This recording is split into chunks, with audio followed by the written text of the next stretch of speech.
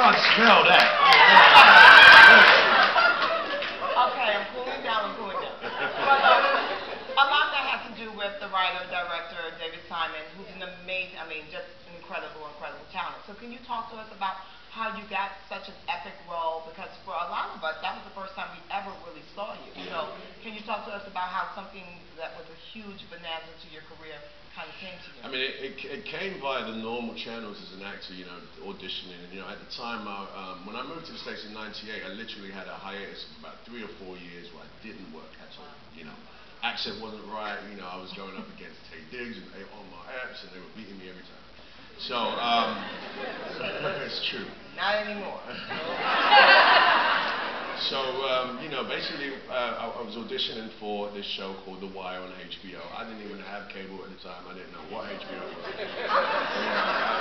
I didn't, and it was my most, it was the time when I was most hungry, It's a very personal story, but, I have a daughter that's 8 years old, and, literally on my fourth audition of The Wire, where I was auditioning for Avon Barksdale.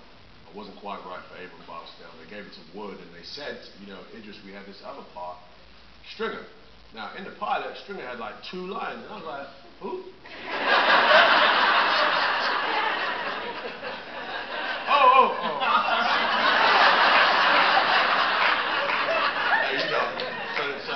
But of course, literally, and I kid you not, my wife at the time was pregnant with our first child, and the day after the audition, my child was born, literally.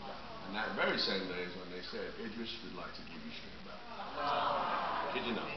So, that moment changed my whole life. And my daughter being born, and then of course this job, which I didn't know was going to change my life because it was just a pilot. It was 5 to 10 days work in Baltimore for a little bit of money. And boom, there I was playing this role. I didn't know, no one knew what The Wire was going to become.